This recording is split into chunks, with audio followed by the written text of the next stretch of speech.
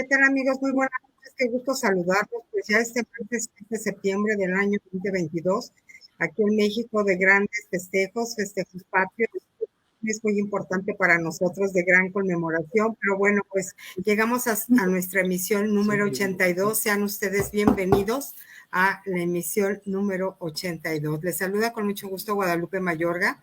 Y bueno, pues aquí ya tenemos al doctor Iván Díaz Meneses. Si quieres mencionar, gracias por la cortesía, gamografía e inmunoanálisis SC desde la bella Cuernavaca, Morelos. Adelante, doctor, ¿cómo está? Buenas noches.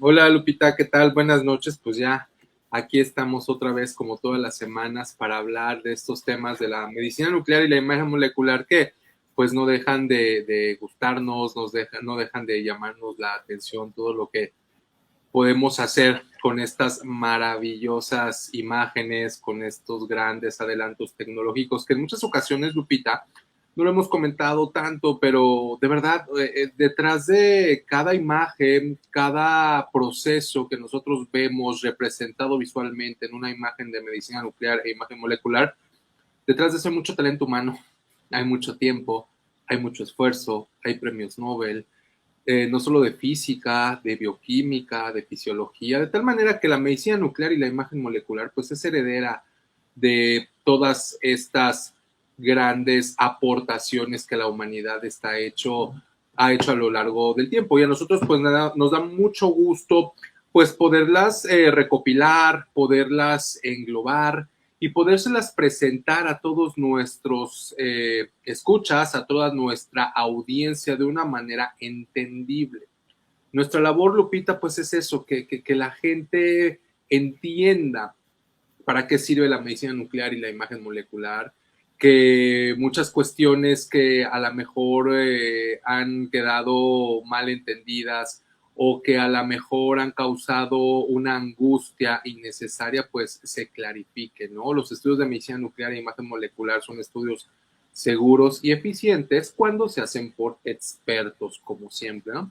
Y pues por eso nos da mucho gusto otra vez estar aquí con todos ustedes, otra vez este día martes 6 de septiembre desde la Ciudad de México, poquito después de las 9 de la noche, transmitiendo pues en vivo a todo el mundo en donde haya una conexión de internet, en todo el mundo donde haya oídos que entiendan el idioma español y que también estén entusiasmados por conocer más de los temas de la medicina nuclear y la imagen molecular, que con tanto gusto a nosotros pues cada semana nos convoca para estar ante las cámaras y los micrófonos para platicar con todos nuestros escuchas, Lupita.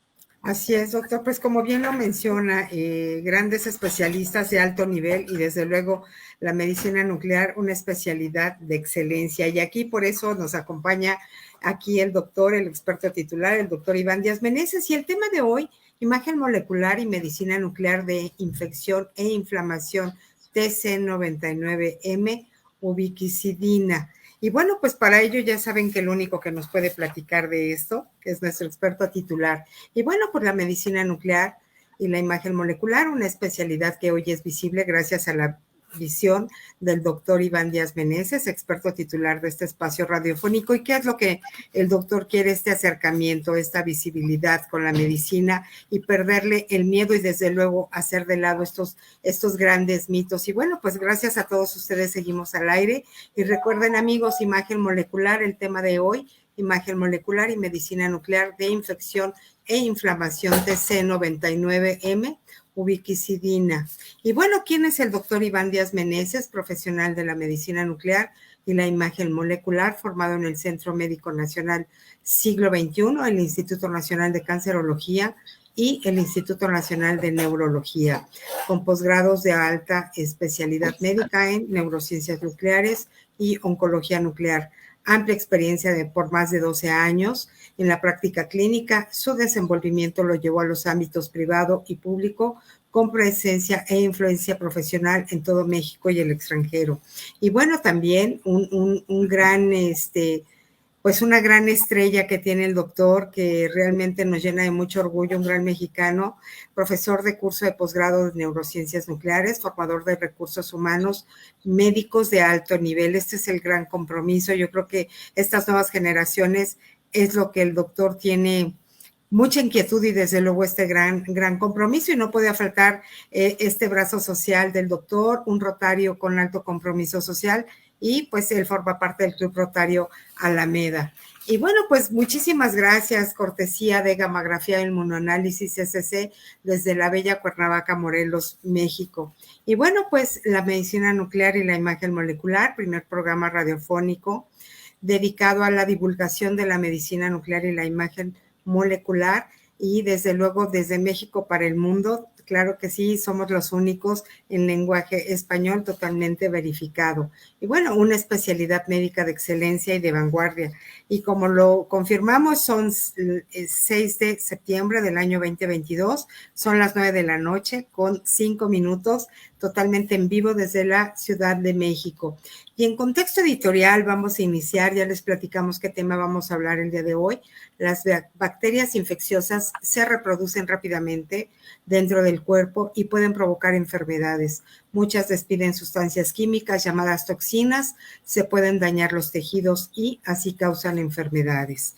Y a mí me llama mucho la atención porque cada vez que leemos las noticias, hoy en nuestro Día Mundial conmemorativo a uno de estos grandes días especiales, pues hoy no podíamos dejar de mencionar este próximo 10 de septiembre, el Día Mundial de la Prevención del Suicidio, que lamentablemente a veces suben y suben las estadísticas. Doctor, ya tendremos algún espacio para platicar de ello. Hay muchos contextos alrededor de conmemorando a todas estas víctimas, pacientes, y bueno, ya platicaremos de ello. Y bueno, pues gracias a nuestra casa Promo Estéreo por todas nuestras facilidades, nuestra querida productora en cabina, Celia González. Cheli, querida, gracias, nuestra querida Belén Aspeitia en las redes sociales. Y bueno, pues ustedes están viendo ya nuestras redes en pantalla, comuníquense, háganos saber todo lo que ustedes requieran saber. Y desde luego recuerden el 5516400164. También recibimos ahí sus peticiones para que nos indiquen de dónde nos escuchan, de dónde nos hablan, y cualquier requerimiento de medicina nuclear que ustedes necesiten, con muchísimo gusto los enlazamos con el equipo del doctor Díaz Meneses en cualquier parte de la República Mexicana. Y bueno, pues muchas gracias, Gammagrafía Inmunoanálisis SC, por tu gran cortesía desde la bella Cuernavaca, Morelos. Y bueno, pues como siempre, felicitando al doctor de Latinoamérica, Estados Unidos y África por esta gran iniciativa. Y bueno, doctor, vamos al glosario de conceptos para entendernos más. ¿Qué es un peptido? Sí, Lupita, fíjate que hay términos, se los digo por experiencia propia y no creo que yo sea el único al que le pasa. Cuando uno empieza a estudiar un tema, cuando está apenas pues empezando a aprender, pues a veces uno se encuentra con ciertos términos, con ciertos conceptos que nunca antes había escuchado, que quizá no entienda. Y esos pequeños agujeros conceptuales muchas veces hacen que el aprendizaje se dificulte o que el aprendizaje tarde más tiempo en lograrse. Y ciertamente que con esfuerzo, que con empeño, con mucha dedicación, pues podemos pues salvar esas dificultades, ¿no? Se pone uno a estudiar, empieza a entender, empieza uno a indagar. Y bueno, creemos que pues siempre es más fácil si un maestro o alguien que ya está más avanzado en el conocimiento del tema te lo explica. Porque pues te ahorra pues tiempo, te ahorra el que tú estés acopiando diferentes pedacitos de la información de manera separada y luego la ensambles y la internalices, ¿no? Es más fácil cuando ya te lo dan listo para utilizarse, ¿no? Y por supuesto que el mundo de la biología molecular, la biología celular, pues no son la excepción. Y de hecho, Lupita, estos términos interesantes, biología molecular, biología celular, pues tienen mucho que ver con la medicina nuclear y la imagen molecular, porque precisamente son muchos de estos procesos los que nosotros podemos visualizar mediante los radiotrazadores. Entonces, para un médico nuclear, por supuesto que es muy importante entender y saber no solamente de la parte médica, sino también de las partes más íntimas que subyacen a los procesos de salud, a los procesos de funcionamiento del cuerpo, obviamente a los procesos de la enfermedad. Entonces, los médicos nucleares pues tenemos mucho que estudiar y tenemos mucho que saber. No podemos nosotros reducirlo de una manera absurda y ligera a simplemente ver si está rojo o está verde o está amarillo un puntito en una pantalla o hacer un circulito y medir si mide 1, 2, 3 o 4. Es mucho más complejo que eso. Entonces, hay conceptos muy importantes y cuando nosotros hablamos de moléculas podemos hablar de macromoléculas o moléculas pequeñas. Ajá.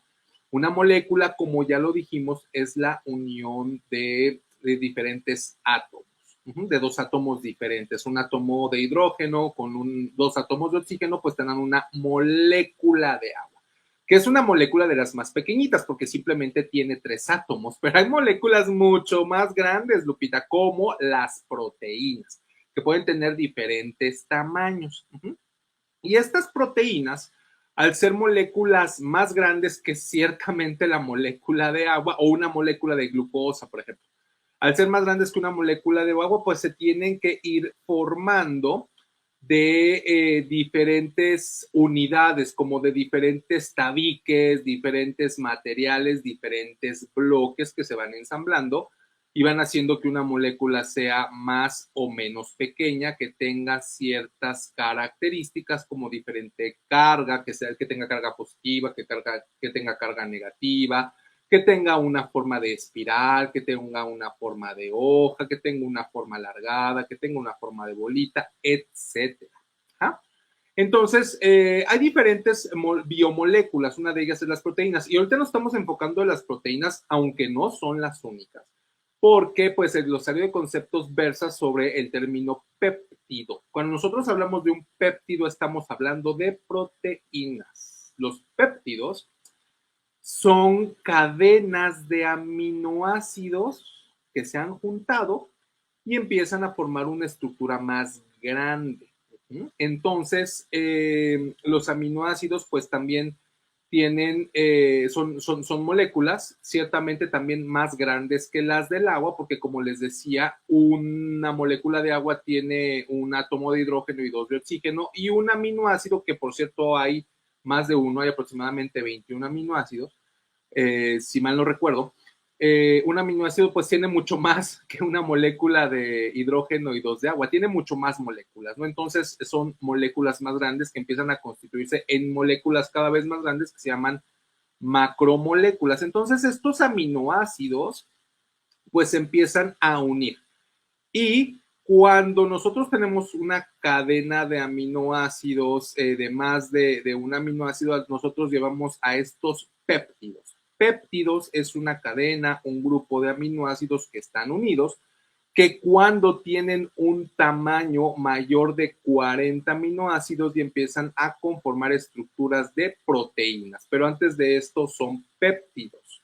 Y los péptidos, los aminoácidos forman a los péptidos, y los péptidos a su vez forman a las proteínas. Entonces, un péptido pues es una parte de la proteína que tiene ciertas funciones biológicas, y recordemos que las proteínas son los que le dan estructura, forma y función prácticamente a todo el cuerpo, de tal manera que las proteínas son estructuras muy importantes. ¿Y por qué estamos hablando específicamente hoy de los péptidos?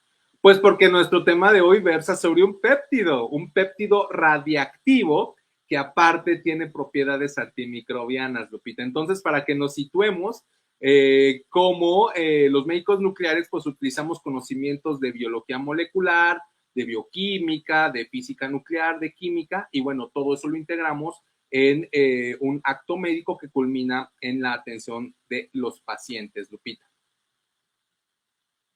Así es, doctor, y bien lo comenta, una preparación que respalda desde luego todo este conocimiento y muchos años de esfuerzo, muchos años de dedicación, porque Finalmente esto no se hace en un día y por ello es este gran compromiso y la dedicación y el expertise de interpretar estos estudios. Bien dice el doctor Díaz Meneses, esto no se hace solo, ni se interpretan solos. Y bueno, aprovecho para darle felicitaciones al doctor de Santiago de Chile, Andrea Alejandra Rí, muchas felicitaciones, y Eliana Juárez de Córdoba, Argentina. Así es de que bueno, pasados los saludos de estas colegas de usted. Muchísimas gracias por escribirnos. Y bueno, Gamografía e Inmunoanálisis, muchas gracias por su cortesía desde la bella Cuernavaca, Morelos. Y bueno, pues hoy pasamos al dato curioso antes de empezar con las preguntas. Doctor, quizás el descubrimiento fortuito más famoso en la medicina es el descubrimiento accidental de la penicilina por Alexander Fleming en 1928. Y aprovechando este dato curioso, doctor, hay dos preguntas importantes. ¿Todo se cura con penicilina? ¿Y por qué hoy en día en México tanto control para la compra pues sin receta de la penicilina? Ay, qué buena pregunta. Sí, Lupita, mira, lo primero que quiero hacer notar es que los seres humanos llevamos menos de 100 años usando antibióticos. O sea, al menos antibióticos diseñados como tales, ¿no? Porque, bueno, ya hemos hablado en otras emisiones que desde tiempos inmemorables la humanidad ha utilizado, por ejemplo, cobre, que es un metal que tiene propiedades antibióticas. De hecho, hay muchas cosas que pueden matar a las bacterias.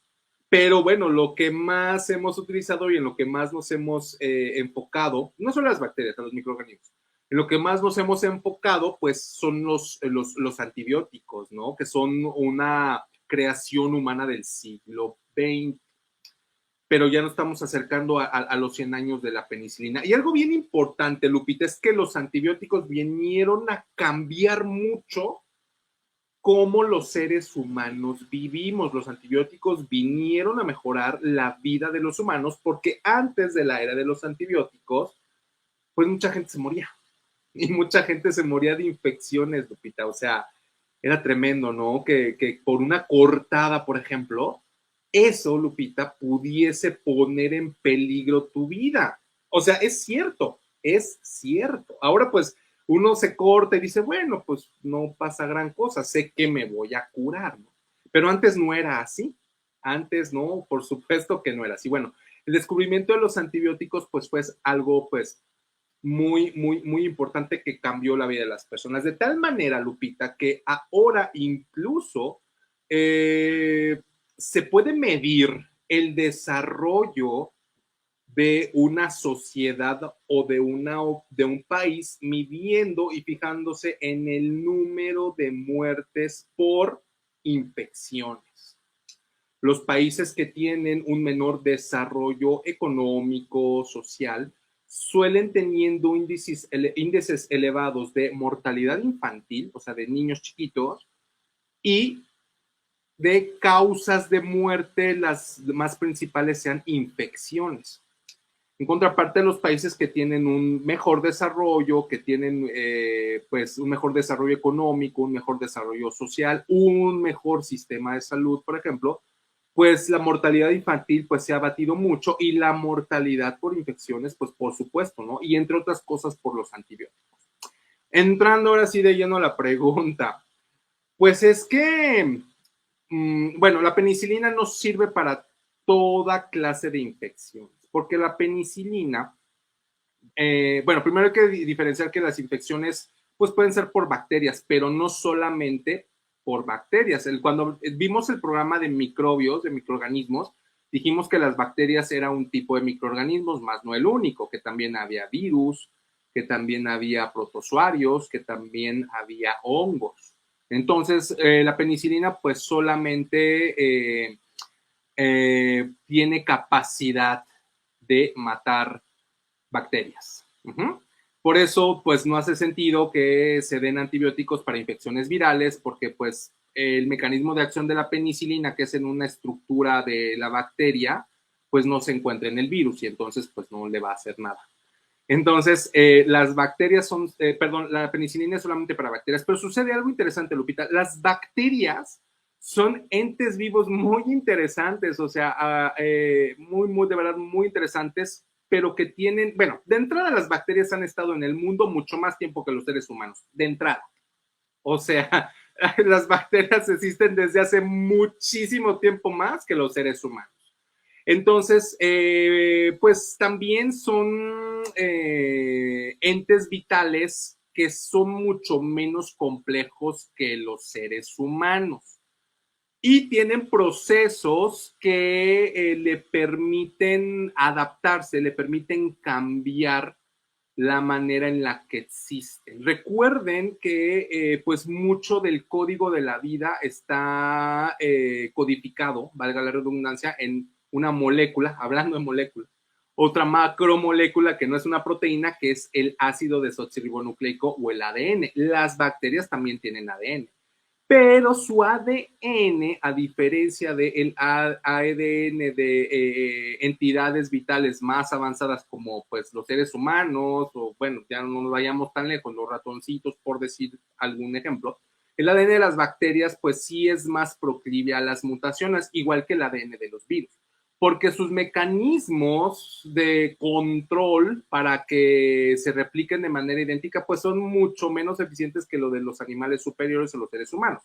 Esto hace que las bacterias muten. O sea, últimamente se puso muy de moda el decir, es que los virus del COVID mutan, pues también también las bacterias mutan, ¿eh? Y también tenemos un problema bien grande de salud por la mutación de las bacterias, que ha hecho que antibióticos que antes funcionaban, pues ahora simplemente pues no funcionen. ¿Por qué? Pues porque las bacterias se han adaptado. Ajá, las bacterias, al igual que los virus, tienen mutaciones, o sea, no es algo como que extraordinario que un virus y una bacteria mute. De hecho, es normal, o sea, es lo mejor que saben hacer para adaptarse, o sea, mutar. Entonces, dentro de estas mutaciones, a las bacterias les confiere la capacidad de defenderse de los antibióticos, entre ellos la penicilina. Por eso es muy importante que cuando se recetan antibióticos se tomen los esquemas completos, aunque uno se haya sentido bien. Ajá. Entonces, eso es muy, muy importante. Entonces, la penicilina no es para todas las infecciones y precisamente para evitar este uso indiscriminado y este uso poco juicioso de los antibióticos que conduce a cambios mutacionales en las bacterias que constituyen un grave problema de salud, porque imagínense, hay que estar sintetizando nuevos antibióticos porque los que tenemos pues ya dejaron de tener efecto. Entonces, por eso se ha regulado de manera muy estricta para que en principio el único profesional con competencia para prescribir un antibiótico pues sea un médico, precisamente sea un médico, y el público en general pues no haga un uso poco razonable o poco pensado de los antibióticos, porque a veces pues se piensa que los antibióticos, como lo preguntabas hace ratito, que curan pues cualquier infección, que ante cualquier síntoma un antibiótico y cualquier antibiótico y luego pues no se prescriben en la dosis adecuada, ni en el número de tomas al día adecuada, ni en el tiempo adecuado, ¿no? Pero esto, por supuesto que las bacterias pues lo aprovechan para pues mutar y es por eso que ante esta situación pues se ha decidido, no sé si en otros países, en México sí, que los antibióticos solamente se surtan por personas que los hayan prescrito en un contexto apropiado, Lupita.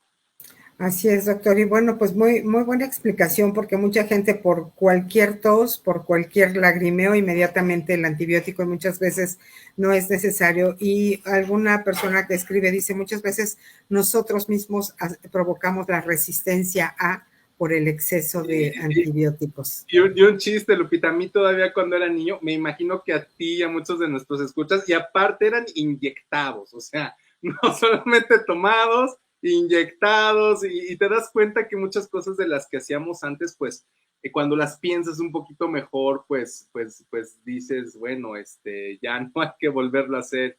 Y bueno, hay que tomar conciencia. Precisamente por eso son importantes las campañas de concientización, precisamente para que la gente pues entienda por la importancia de hacer o dejar de hacer ciertas cosas, ¿no? Y por eso es importante que se sepa explicar y se sepa comunicar. y lo peligrosa de autorrecetarse. Pero bueno, ese ya sería otro tema, doctor. Pues ya entrando en materia, la primera pregunta que de alguna manera ya nos hizo favor de compartirnos, ¿cómo está formada una bacteria, doctor? Sí, fíjate, yo estaba viendo el tema y a veces me entran reflexiones muy filosóficas, Lupita. Y eso, o sea, me puse a pensar, es que las bacterias están antes que los seres humanos. O sea, cuando este planeta empezó a tener vida fue gracias a la acción de unas bacterias que se llaman cianobacterias, que pues por procesos bioquímicos pues logran producir oxígeno. Hicieron que pues de alguna manera este planeta tuviera pues una atmósfera propicia, pero fueron bacterias, ¿no? Ahora bien, aquí hay que aclarar esto. No todas las bacterias, Lupita, o sea, cuando nosotros hablamos de bacterias, no tenemos que pensar necesariamente en que son cosas terribles, malas, que se deben de extinguir. Es como todo, ¿no? O sea, hay bacterias que nos sirven, por ejemplo, para hacer el pan, o como la levadura, o el vino, por ejemplo. O sea, son bacterias. Entonces, hay que entender que es un grupo de bacterias que tienen un comportamiento hostil, agresivo contra el cuerpo humano. Incluso, Lupita, podemos decir que en nuestro cuerpo de todas las personas hay bacterias y es normal y deben de estar ahí y debemos de vivir en una armonía que se llama simbiosis. Debemos coexistir porque pues nos hacemos bien los unos a los otros. De hecho, Lupita, hay más bacterias en nuestro cuerpo que células en nuestro cuerpo. Para que veas cómo muchas cosas que a veces no percibimos, que las vemos como que muy ajenas a nuestra realidad, pues ahí están. O ejemplo de esto también, pues me encanta siempre remarcarlo, la radiación. O sea, la radiación, Lupita, está ahorita. Está en ti, está en mí, está en el universo, está en México, está en el mundo. O sea, estamos coexistiendo con la radiación y con las bacterias también todo el tiempo. Pero hemos llegado a tener una coexistencia, digamos que armónica con todos estos efectos, ¿no? Pero bueno, regresando al tema, porque luego me distrae un poco. Las bacterias, podemos conceptualizarlo como que las bacterias son células. O sea, toda la vida inició con organismos muy simples. Las bacterias son organismos muy simples, por cierto, y son organismos muy chiquitos que tienen el tamaño de micras. Las micras es una millonésima de centímetro. Ustedes tomen un centímetro y háganle 1 millón de cortecitos, y eso es una micra. Una solita, eso es una micra. O sea, son muy chiquitas. Ajá.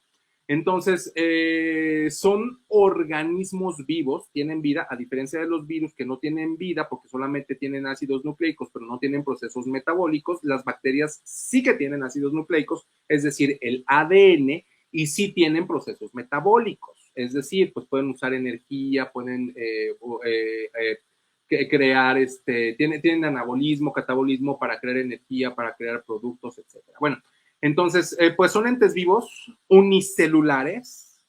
Lupita y yo y todos los que nos escuchan somos entes multicelulares. O sea, estamos hechos de chorro mil de células. Las bacterias es una célula. Es decir, que si nosotros nos descompusiéramos en una y cada una de nuestras células, cada una de esas células sería una bacteria.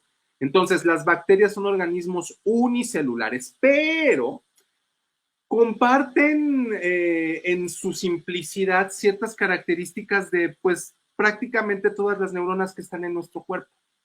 Tienen ácidos nucleicos, solamente que los ácidos nucleicos, el ADN en nuestro cuerpo está en un núcleo y en las bacterias están nadando ahí libremente por el interior de la célula en algo que se llama citoplasma, ¿no? Eso, esas células, si nosotros conceptualizamos las bacterias como células, esas células se llaman procarióticas, es decir, que no tienen un núcleo. Nosotros somos organismos eucarióticos, es decir, que todas nuestras células tienen un núcleo y en ese núcleo está el ADN. Bueno, entonces esos ácidos nucleicos que contienen el código de la vida, el ADN, pues en las bacterias pues está ahí muy libremente, se intercambia fácilmente, muta, etcétera, ¿no? Y aparte estas bacterias, pues también como cualquier célula, pues tiene cierto tipo de organelos u organitos, ¿no? Sobre todo los ribosomas, que tanto en las células humanas, en las células animales, en las células de mamíferos, en las células bacterianas, pues se encargan de la síntesis de proteínas. Recuerden que las proteínas son como que la base estructural de toda la vida. Entonces las bacterias pues también usan proteínas y también pueden sintetizar proteínas. Y también las bacterias, al ser células o al ser organismos unicelulares, finalmente son células y de un solo tipo de célula, porque por ejemplo en nuestro cuerpo hay aproximadamente como 400 tipos distintos de células. Tenemos que la célula del hígado, que la célula del cristalino, que la célula del riñón, que la célula del cerebro. Pues la bacteria es una sola célula y esa es una entidad vital, o sea, es una bacteria, ¿no? Entonces hay diferentes tipos de bacterias. Algo muy importante es que estas bacterias, como cualquier célula, tiene algo que le da contención, que se llama la membrana plasmática. Pero aparte las bacterias tienen un sostén adicional que se llama la pared bacteriana. Esta pared bacteriana es importante porque es uno de los blancos moleculares de estos péptidos radiactivos que tienen propiedad antibiótica marcada como la ubiquicina y adivinen de qué más, de la penicilina. La penicilina afecta la síntesis de la pared bacteriana, no de la membrana plasmática de la bacteria, de la pared bacteriana. Y dependiendo de las características de esta pared bacteriana, pues tenemos bacterias que las podemos, bueno, las bacterias se clasifican de diferentes formas. Seguramente ustedes han oído hablar de gram positivos y gram positivos. Pues básicamente la positividad en la tinción de gram depende del tipo de pared celular que tenga la bacteria. Esta pared celular está compuesta mayormente por peptidoglicanos. Para que me entiendan, son moléculas de un péptido que dijimos que forman proteínas con moléculas de azúcar, que son glicanos, ¿no? Se unen y forman como un andamiaje y forman la pared celular. Y este peptidoglicano y otros componentes que le dan soporte a la pared celular, pues le confieren a la pared bacteriana una carga negativa. Por eso decimos que son péptidos y aparte son catiónicos, antibacterianos, y eso hace que se peguen, que se busquen, que se atraigan, porque si fueran los dos de la misma carga, si fuera por ejemplo, un péptido aniónico, pues difícilmente se va a pegar a la membrana de las bacterias porque pues se va a rechazar. Son como dos imanes, ¿no? Que tienen la misma carga, pues se repelen. Pero si tú tienes un péptido que es catiónico y la pared de la bacteria es aniónica, es decir, tiene carga negativa, pues se van a pegar. Entonces, eso es importante entenderlo cuando, por ejemplo, nosotros como médicos nucleares tenemos que entender estas cosas, Lupita. O sea, para nosotros son básicas entenderlas porque nosotros médicos nucleares tenemos que explicar por qué las moléculas que introducimos al cuerpo de las personas van a ir a depositarse a donde queremos y necesitamos que se depositen. No es nada más porque sí, no es nada más porque pues, por casualidad y pues porque sí ahí llegó, ¿no? Es decir, esto es bastante importante con respecto a las bacterias, Lupita. Son entidades diversas, hay diferentes tipos de bacterias, ya dijimos gram positivos de gram negativos. Por ejemplo, hay los cocos, que son bacterias que tienen formas redonditas, los bacilos que tienen forma de alargadita, las espiroquetas que tienen forma de espiral, etcétera, y pues cada una de ellas tiene diferentes tipos de infecciones. Muchas veces el identificar un tipo de infección en específico, pues se da por las manifestaciones en particular que da un tipo de enfermedad o el tipo de localización en donde está la enfermedad, pero el estándar de oro para saber qué tipo de infección en específico, es decir, el criterio de verdad, de verificación, pues siempre es el cultivo bacteriano, aunque no siempre eso es posible. Y bueno, pues sí, siempre tiene que haber una orientación para saber cómo se comportan las bacterias y tratar de identificar algún tipo de infección en particular, Lupita. Efectivamente, doctor, y esto nos lleva a la otra pregunta que es muy, muy interesante. Muchas preguntas del público ahorita se las van a ir subiendo aquí al prompter. Y la diferencia entre infección e inflamación, doctor. Eso es muy importante siempre tenemos, por ejemplo, nosotros cuando abordamos un paciente al que le vamos a hacer un estudio de medicina nuclear para detectar una infección, pues tenemos que entender que la inflamación es una respuesta genérica a una agresión del cuerpo, por decirlo así en términos generales, ¿no? ¿Te acuerdas que dijimos o hemos dicho en otras ocasiones que nuestro cuerpo tiene diferentes sistemas de defensa?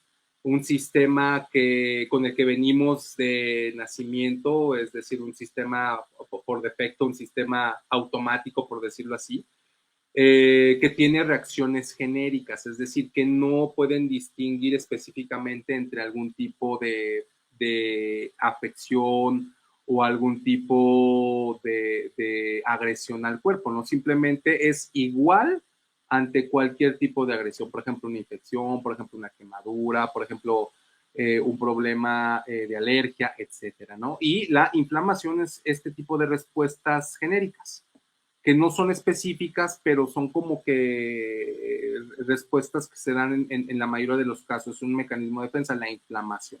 La inflamación pone en juego muchos mecanismos moleculares, muchas comunicaciones entre células, mucha liberación de factores que influyen sobre los vasos sanguíneos, sobre el tejido dañado, sobre la atracción de células hacia el sitio en donde hay una agresión o una amenaza, por decirlo así, ¿no? Y la inflamación es eso. Ahora bien, como dijimos, la inflamación es algo genérico que se puede presentar en infecciones, sí, claro, pero no necesariamente la infección es la única causa de una inflamación. Eso nos queda claro, ¿no? Por ejemplo, cuando nos golpeamos y se nos inflama, no sé, un dedo o nos damos un martillazo, pues el dedo no está infectado, pero está inflamado, ¿no? O por ejemplo, cuando nos clavamos una astillita y esa astillita, pues luego empieza a sacar secreción o pus, bueno, ahí pues es claro que pues hay un proceso infeccioso, ¿no? Que nuestro cuerpo contuvo. Pero es muy importante eso, y eso yo te lo acabo de platicar porque pues eso lo podemos ver, por ejemplo, en la uña, en el dedo o en una parte superficial, pero imagínate, Lupita, que eso pase en el interior de tu cuerpo.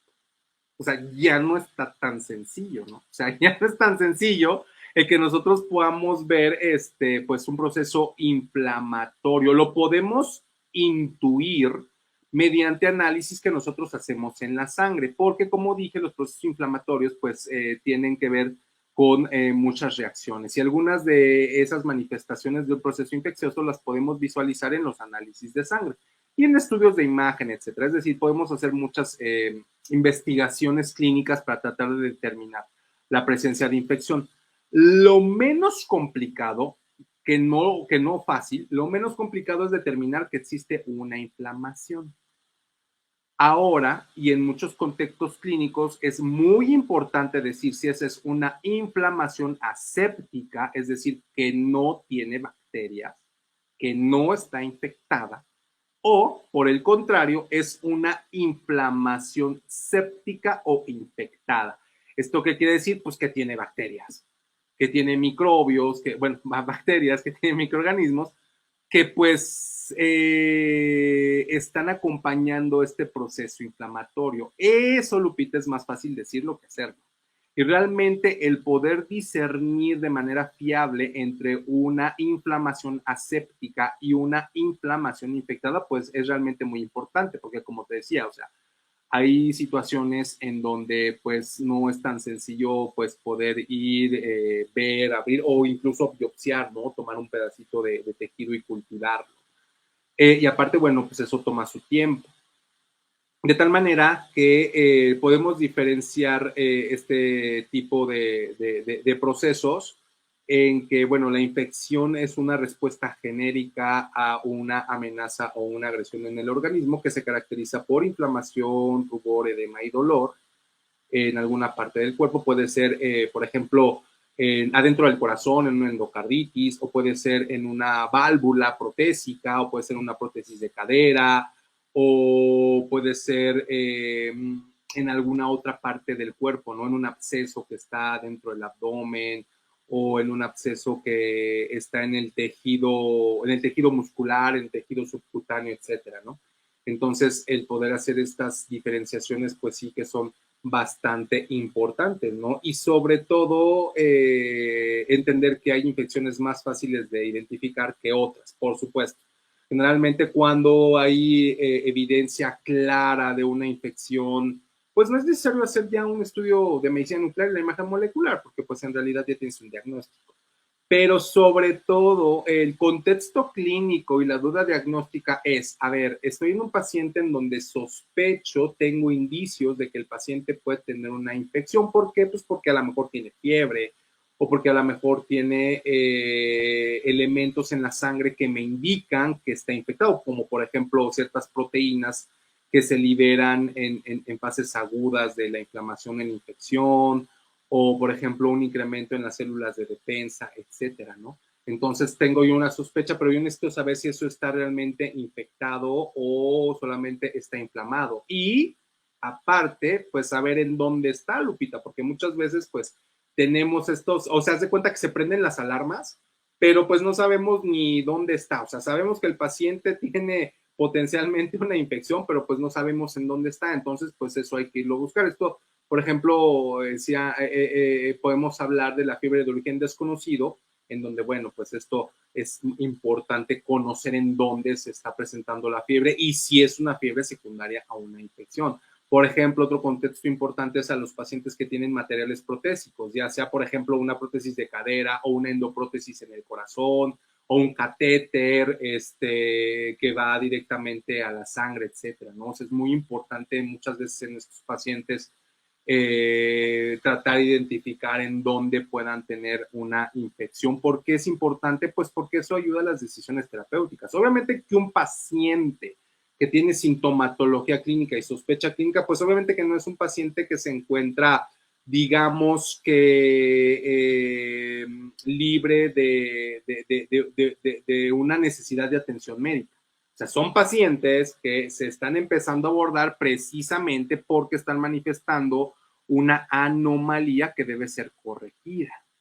Y dentro de este proceso de anomalías que deben de ser corregidas después de que pues el médico que revisa al paciente no llega a una identificación clara, pero aún sigue sospechando que pueda haber una infección o quiere saber si hay infección o quiere saber si hay inflamación con infección o sin infección, pues los estudios de medicina nuclear e imagen molecular pueden ser bastante útiles. Realmente los estudios de medicina nuclear e imagen molecular, como muchas veces en el algoritmo, es decir, en la ruta de estudios, de investigaciones que se hacen en los pacientes con diferentes enfermedades, pues generalmente los estudios de medicina nuclear e imagen molecular, o muchas veces, o al menos en el contexto de imagen de infección, se dejan en los casos más complicados, menos fáciles, en donde pues otros métodos de imagen pues no nos han ayudado a llegar a una respuesta clara. Estos estudios pues la mayoría de las veces suelen ser resolutivos y dar respuestas pues bastante claras, ¿no? Acerca de si tiene o no tiene la infección y no solamente eso, en dónde está. Nuevamente, cuando se hacen por médicos nucleares expertos. Estos estudios son complejos y para que se obtenga el máximo beneficio y se tenga la garantía de que el estudio va a darnos respuestas significativas, pues se tiene que hacer con expertos, no hay de otra. Y el experto es el médico. Así es, doctor. Pues hay muchas preguntas alrededor de, y yo no quisiera dejar pasar estas noticias que nos trae el día de hoy, esta primera noticia que se nos va a Barcelona, el Congreso, doctor, platíquenos. Ay, sí, pues fíjate que cada año se hace el Congreso Europeo de Medicina Nuclear, que es uno de los dos congresos más grandes, junto con el estadounidense. Ya tuve la oportunidad de ir al estadounidense, ahora pues voy a ir al europeo, ¿no? Siempre es bonito ir a este tipo de eventos, no solamente por la cuestión académica, ¿no? Sino por la cuestión de ideas, intercambio de experiencias, nuevos desarrollos que hay en el campo de la medicina nuclear e imagen molecular en cuanto a equipos, en cuanto a radiotrazadores, en cuanto a aplicaciones clínicas. En estos sitios siempre se aprenden muchas cosas, ¿no? Y en realidad los médicos siempre tenemos que estar en un proceso de educación médica continua y estos eventos siempre son un obligado para estar al día e insertados en una práctica clínica mundial, Lupita. Entonces, me da mucho gusto poder ir a estos eventos, no solo por la cuestión de decir que puedo ir, sino porque realmente siempre estoy pensando en qué cosas nuevas voy a ver, voy a aprender, voy a escuchar para venir a México e implementar. Porque evidentemente que hay muchos desarrollos y una de nuestros compromisos junto con el colectivo Medicina Nuclear, como ya lo dijimos, es la práctica médica de excelencia en México, y esto incluye que pues tratemos de estar a la par con respecto a la práctica clínica de la medicina nuclear en el mundo, Lupita. Y por eso pues a mí me da mucho gusto poder asistir a estos eventos.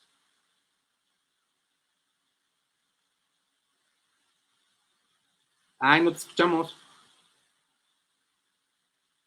Bueno, La no sé qué. segunda parte, más bien la segunda noticia muy importante es que viene la segunda reunión del colectivo, doctor. Sí, fíjate, le estamos dando continuidad al colectivo. Realmente nos habíamos esperado un poquito para lanzarlo, pero ahora que pues ya pues salimos, nos presentamos ante sociedad, por decirlo así, Lupita, pues evidentemente que los trabajos tienen que seguir. O sea, estas agrupaciones de profesionales, de médicos nucleares que nos hemos agrupado en un colectivo, pues para hacer bien las cosas en la medicina nuclear o tratar de hacer bien las cosas en la medicina nuclear, pues es importante la continuidad. La continuidad es importante y pues me da mucho gusto estarnos perfilando ya hacia la segunda reunión del colectivo Medicina Nuclear MX, que bueno, estamos ciertos que vamos a llegar a muchas más reuniones, eso nos queda claro. Me da mucho gusto el haber platicado ya con muchos colegas, médicos nucleares, con personajes de la industria, de la empresa, de asociaciones civiles, de prestadores de servicios financieros, que están muy entusiasmados con esta idea del colectivo Medicina Nuclear MX y que nos han permitido darles a conocer de lo que se trata la medicina nuclear y la imagen molecular para tener un impulso importante. Realmente sí nos encanta la academia, sí nos gusta mucho la teoría, la ciencia, pero también nos gusta mucho ponerlo en práctica para ayudar a las personas. Entonces, para eso, pues necesitamos tener una diversidad en cuanto a las interacciones que tenemos con los diferentes entes que tienen que ver con la práctica de la medicina nuclear y la imagen molecular, que si un día nos podemos a platicar de logística y de supraestructuras e infraestructuras, de verdad que se van a sorprender lo que cuesta poner una dosis de radiotrazador a tiempo, en la fecha, en el lugar y en la hora para que le hagamos su estudio del cerebro, del corazón, o de infección, o de cáncer, ¿no? O sea, es todo esto. Pero estamos ciertos de que estamos construyendo algo muy bueno para la sociedad a través de la medicina nuclear y la imagen molecular, Lupita, y eso pues nos da mucho gusto. Y como tercera noticia, pues es que en esta vocación, ¿cómo no? En esta vocación académica que yo les he dicho siempre, es irrenunciable. O sea, nosotros tenemos un enfoque específico, pero la parte académica, la parte científica, Lupita, es algo irrenunciable. O sea, no es algo que tengamos que estar pensando en excluirlo. O sea, es algo irrenunciable, es algo que traemos nosotros por compromiso, pero bueno, nunca está de más mencionarse. Y en base a esto, pues estamos muy contentos porque vamos a tener un evento del colectivo Medicina Nuclear MX en el Hospital Ángeles Acotzpa, un evento pues más enfocado a la academia, a la divulgación nuevamente, en donde vamos a hablar de terapia con radionúclidos, que es un campo exclusivo de competencia profesional del médico nuclear. En México, nadie más que el médico nuclear puede administrar terapia con radionúclidos. Vamos a tener estas jornadas y son unas jornadas que queremos darle un tenor si bien es cierto que estamos enfocados sobre todo en el campo médico, pues queremos que los estudiantes de medicina, la gente que esté interesada, pues acudan y tengan la oportunidad de acercarse. Es un programa que está pensado para médicos que no son nucleares y para gente que esté interesada en el tema, para que no se vayan a espantar con que a lo mejor no entienden el nivel, ¿no? O sea, estamos pensando pues que deben ser pláticas lo suficientemente amenas, lo suficientemente ilustrativas para que el estudiante de primer año de la Facultad de Medicina o alguien que está pensando en ciencias de la salud, que está en la preparatoria, o alguien de una asociación civil que quiere conocer, por supuesto también médicos generales o médicos no nucleares, todos puedan entender de lo que se trata la terapia con radionúclidos, que es un campo que está teniendo un desarrollo acelerado impresionante, Lupita. Hay cosas espectaculares, hay cosas tremendas en el campo de la terapia con radionúclidos. A mí me gusta mucho decir que esto es medicina del futuro. O sea, es medicina del siglo XXI, pero no solamente medicina del siglo XXI, es medicina del futuro. Entonces, eso es algo que nos da mucho gusto poder compartir con todos ustedes. El acceso es totalmente gratuito y va a ser el 6 de octubre por la mañana. Luego les vamos a dar más detalles acerca de esta participación en el Hospital Ángeles Acoxpa, que está muy cerca del Estadio Azteca. Y nuevamente, o sea, pues es el compromiso de las actividades del colectivo con la academia y con la divulgación científica, Lupita.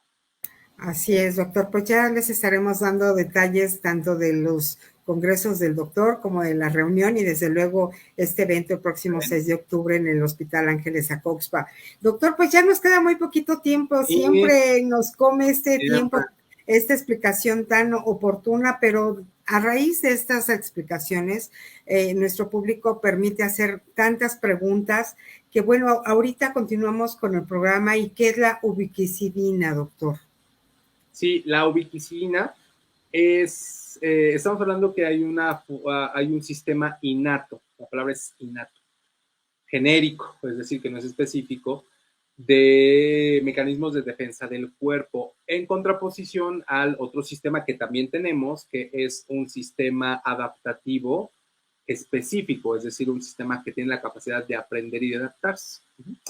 Ejemplo de este sistema adaptativo específico pues son los anticuerpos, ¿no? Que ahorita están tan conocidos, tan famosos por esto de la pandemia del COVID, ¿no? Pues el que por nosotros podamos desarrollar anticuerpos, pues es un tipo de defensa adaptativa y específica.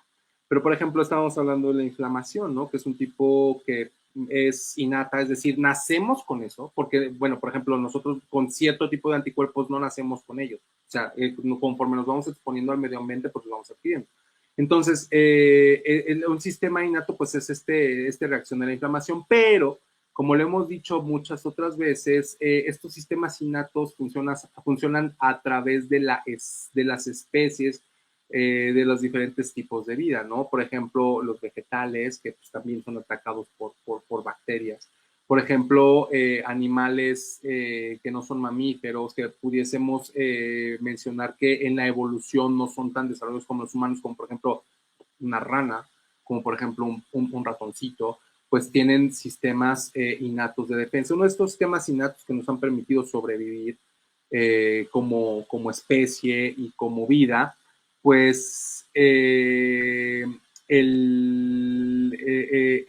estos péptidos, que, como ya lo hemos dicho, tienen diferentes funciones. Ajá. Y estos péptidos antimicrobianos tienen la capacidad de identificar pared celular bacteriana, unirse a ella y disolverla. Es decir, eso es lo que hacen básicamente. Cuando tú destruyes la pared bacteriana, Lupita, pues destruyes a la bacteria, porque finalmente no tienen esa contención. Es algo muy similar a lo que hace el cobre. También destruye pared bacteriana y membrana bacteriana, membrana plasmática. Recuerden que dijimos que las bacterias pues, son, al final de cuentas, células. Entonces, cuando tú destruyes esa cubierta, que es la pared bacteriana y la membrana plasmática bacteriana, pues matas a la célula. Los péptidos bacterianos tienen esta capacidad de atraerse mediante señalizaciones químicas, bioquímicas, electrostáticas, atraerse hacia una bacteria, pegarse a ella y destruirla. Entonces, eso es lo que hacemos nosotros con estos péptidos que marcamos con un radionúclido, en este caso el tecnesio 99 metoestable o un isótopo radiactivo, que eso significa TC99, tecnesio 99 metoestable, quiere decir que es radiactivo, ¿no? Lo unimos a este péptido que hemos dado por llamar ubiquinona, Y este péptido llamado ubiquicidina, cuando nosotros lo introducimos en el cuerpo, pues sabemos que por los mecanismos moleculares, bioquímicos, fisiológicos, se va a ir a pegar, por decirlo de alguna manera, se va a ir a adherir a sitios en donde haya acumulación de bacterias. Esto es bastante importante, ¿no? Entonces, aquí la cuestión es primero determinar si hay una infección. O sea, si tenemos nosotros una sospecha razonablemente clara de que hay una infección, tenemos que irlo a confirmar o a descartar. Ajá. Entonces, y una vez que nosotros lo confirmamos, decir, bueno, si tenemos una infección mediante la imagen, tenemos que localizar, porque esa infección puede estar en la vía urinaria, puede estar en el riñón, puede estar en el corazón, y eso a los pacientes pues les puede provocar dolores, les puede provocar fiebres, les puede provocar elevación permanente de células de las defensas que pueden pues tener este tipo de problemas, les puede provocar, pues ya dijimos, malestar, dolor, etcétera. Aquí hay algo bien interesante, o sea, no estamos hablando nosotros de infecciones que por sí solas te gritan, aquí estoy. O sea, por ejemplo, una bola llena de pus, ¿no? O por ejemplo, que le hacen a un paciente una tomografía, una placa y ahí ven un plastrón, ahí ven una acumulación de pus que se llama un absceso. Ese es un absceso, es una acumulación de pus que tiende a encapsularse. O sea, la ubiquicidina pues no es para eso. O sea, son infecciones más sutiles que a lo mejor tienden a la cronicidad. Es decir, que no son tan agudas, ¿no? Por ejemplo, una apendicitis que se puede infectar, pues sí es aguda, ¿no? Porque el paciente se pone súper mal y lo tienen que operar. Pero hay otros procesos en donde los pacientes, de una manera crónica, como que han aprendido, bueno, no aprendido, se han adaptado a coexistir con un proceso anómalo infeccioso adentro de su cuerpo. Y eso pues ya no es agudo, eso es crónico. Entonces, ese tipo de infecciones son más difíciles de detectar, son más difíciles de identificar. Obviamente que un estudio de ubiquicidina tiene que ir acompañado de que el médico nuclear conozca a su paciente, porque como les decía, no es nada más de que te inyecto y veo dónde se pintó de rojito, de azulito, de amarillito y ya. O sea, no, realmente es un acto médico en donde el médico nuclear tiene que conocer al paciente y tiene que saber utilizar el radiotrazador. Entonces, una vez que nosotros identificamos el sitio de la infección, a ver, la ubiquicidina no tiene una especificidad por una bacteria en específico. O sea, la ubiquicidina tiene sobre todo una capacidad de detectar infecciones por bacterias, ya sean gram positivas o gram positivas, muy alta. Eso es muy importante. Pero aquí, ¿cuál es lo importante, Lupita? Que al nosotros encontrar un sitio en donde está focalizando este marcador biológico molecular de la infección que nos está traduciendo la presencia de bacterias, pues es más fácil ir y obtener una muestra o ir y obtener tejidos. Porque antes de eso, tú puedes decir, bueno, es que puede haber una infección, sí, pero ¿en dónde? Ese es el punto. O sea, sí, pero ¿en dónde? Y si no sabes en dónde, pues no sabes a dónde ir a tomar una muestra, no sabes a dónde ir a hacer algún análisis adicional, ¿no? Entonces lo importante de que a pesar de que no es específico por un tipo de bacteria en especial, pues en el contexto de los pacientes, Lupita, conociendo las probabilidades o qué tipo de patologías o qué tipo de circunstancias rodean a estos procesos infecciosos de los pacientes, pues sí se puede llegar a una aproximación bastante clara, primero, de si el paciente tiene o no una infección, si nada más está inflamado, y después, dónde está localizada esa infección. O sea, eso es muy, muy importante, ¿no? Porque pues puede estar en cualquier parte del cuerpo y una vez que se localiza la infección, bueno, pues ya se toman las medidas necesarias para tratar de obtener los cultivos y hacer una determinación. Algo importante, que la manera más exacta, y de hecho creo que es la única manera de saber específicamente con nombre y apellido qué tipo de bacteria tiene una persona, es con el cultivo. Si bien es cierto, pero para hacer el cultivo tienes que sacar una muestra. Si bien es cierto que hay bacterias que suelen causar más, por probabilidad, más infecciones que otras en ciertos contextos clínicos, por ejemplo, en afecciones ortopédicas, o por ejemplo en un paciente que está en terapia intensiva, o por ejemplo en un paciente en el que le pusiste un catéter en la vena, o por ejemplo un paciente que tuvo una peritonitis o una infección adentro del abdomen y después como que no saben si se le quitó bien o no. O sea, tú puedes en base a esas pautas clínicas tratar de determinar cuál es el tipo de microorganismo más frecuente que pueda estar afectándote en este contexto clínico. El estudio lo que hace es confirmar o descartar que hay una infección y segundo, decirte a dónde está.